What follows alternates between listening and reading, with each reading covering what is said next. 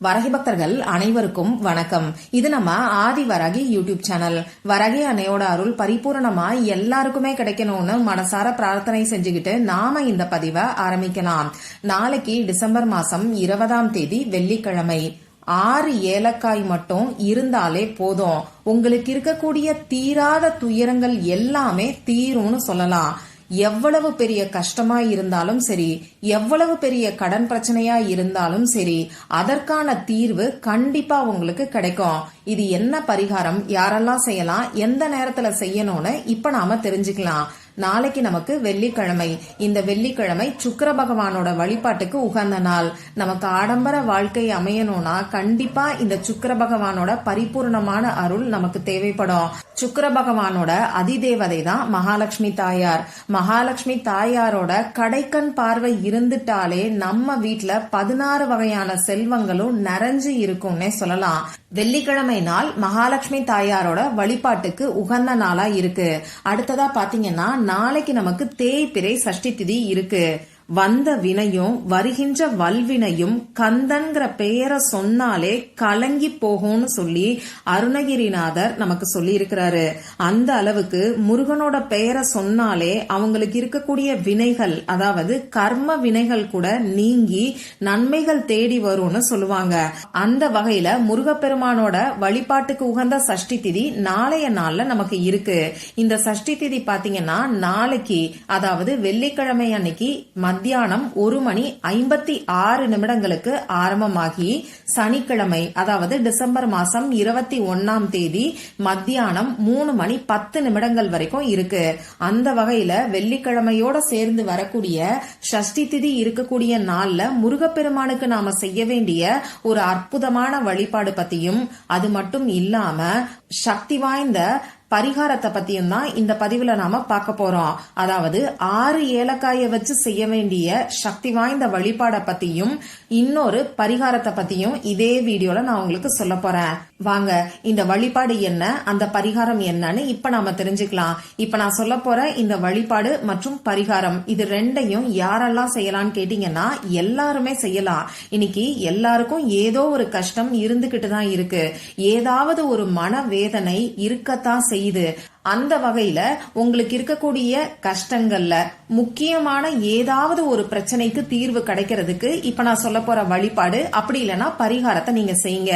கணவன் மனைவி ஒற்றுமைக்காக செய்யலாம். குழந்தை பாக்கியம் கிடைக்கிறதுக்கு, திருமணம் நடக்கிறதுக்கு, அதே மாதிரி கணவர் குடிப்பழக்கத்துல இருந்து விடுபடுறதுக்கு, கெட்ட சகவாசங்கள்ல இருந்து வெளியில வர்றதுக்கு, கடன் பிரச்சனை தீர்றதுக்கு, அடுத்ததா உடல் ஆரோக்கியம், தீராத நோய்கள், இப்படி உங்களுக்கு எந்த ஒரு கஷ்டம் இருந்தாலும் சரி இந்த வழிபாடு அப்படி இல்லைன்னா பரிகாரம் இது ரெண்டுல ஏதாவது ஒண்ண நாளைய நாள்ல நீங்க செஞ்சு பாருங்க. கொடுத்த பணம் திரும்பி வர்றதுக்காக செய்யலாமான்னு சொல்லி ஒரு சிலர் கேட்பீங்க. தாராளமா செய்யலாம். அதே மாதிரி வேலை கிடைக்கிறதுக்காகவும் செய்யலாம். எதிரிகளோட தொல்லையில இருந்து விடுபடுறதுக்காகவும் செய்யலாம். அடுத்ததா வேலையில சம்பள உயர்வு கிடைக்கிறதுக்காகவும் இந்த பரிகாரத்தை நீங்க செய்யலாம். அதே மாதிரி தொழில்ல, வியாபாரத்துல போட்டி பொறாமைகள்ல இருந்து விடுபடுறதுக்காகவும் லாபம் அதிகரிக்கிறதுக்காகவும் இந்த பரிகாரத்தை செய்யலாம். இன்னும் நான் சொல்லாத பிரச்சனைகள் எவ்வளவோ இருக்கும். உங்களுக்கு எந்த ஒரு கஷ்டம் இருந்தாலும் சரி, எந்த ஒரு பிரச்சனை இருந்தாலும் சரி, முக்கியமான ஒரே ஒரு வேண்டுதலுக்கு இப்ப நான் சொல்ல போற இந்த வழிபாடு அப்படி இல்லைன்னா பரிகாரத்தை நீங்க செய்யுங்க.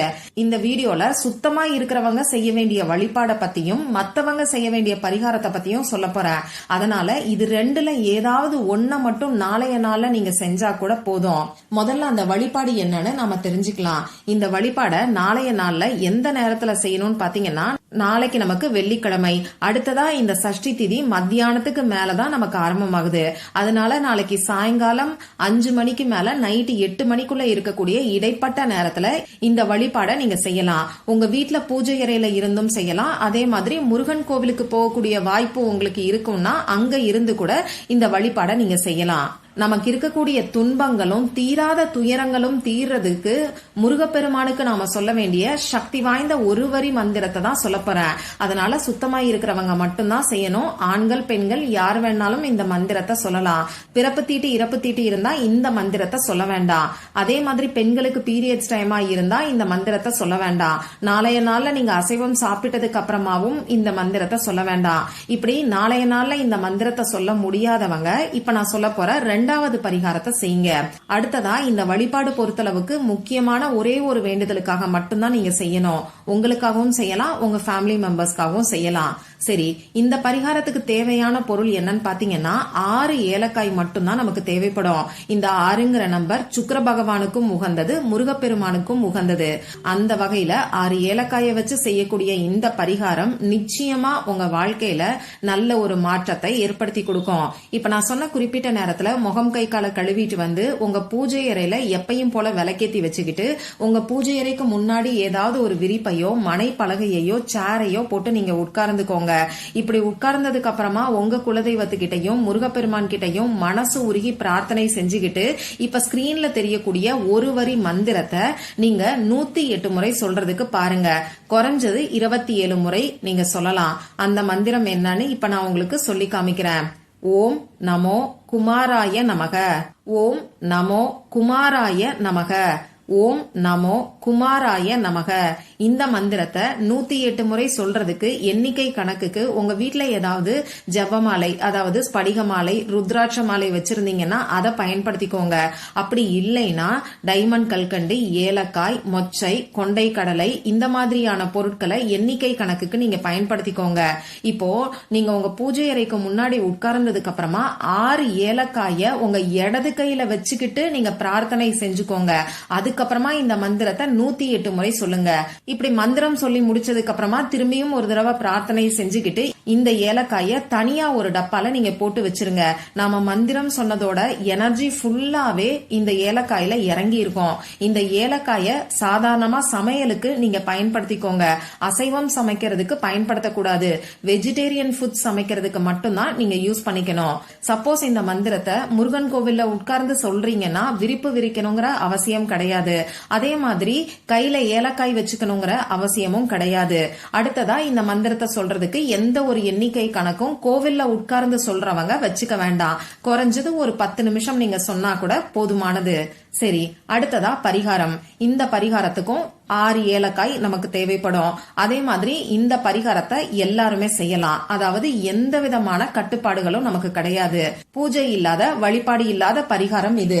ஆண்கள் பெண்கள் யார் வேணாலும் செய்யலாம். பிறப்பு தீட்டு இறப்பு தீட்டு இருந்தாலும் தாராளமா செய்யலாம். பெண்களுக்கு பீரியட்ஸ் டைமா இருந்தாலும் இந்த பரிகாரத்தை செய்யலாம். அதே மாதிரி நாளைய நாள்ல நீங்க அசைவம் சாப்பிட்டு இருந்தாலும் இந்த பரிகாரத்தை செய்யலாம். இந்த பரிகாரத்தை பொறுத்தளவுக்கு நாளைக்கு சாயங்காலம் 5 மணில இருந்து நைட்டு 12 மணிக்குள்ள இருக்கக்கூடிய இடைப்பட்ட நேரத்துல நீங்க எப்ப வேணாலும் செய்யுங்க. இப்போ நான் சொன்ன குறிப்பிட்ட நேரத்துல முகம் கை கால் கழுவிட்டு வந்து அமைதியான இடத்துல உட்கார்ந்துக்கோங்க. நான் முன்னாடியே சொன்ன மாதிரி 6 ஏலக்காய உங்க இடது கையில லெப்ட் ஹேண்ட்ல வச்சுக்கிட்டு உங்க குலதெய்வத்துக்கிட்டையும் முருகப்பெருமான் கிட்டையும் மனசு உருகி பிரார்த்தனை செஞ்சுக்கோங்க.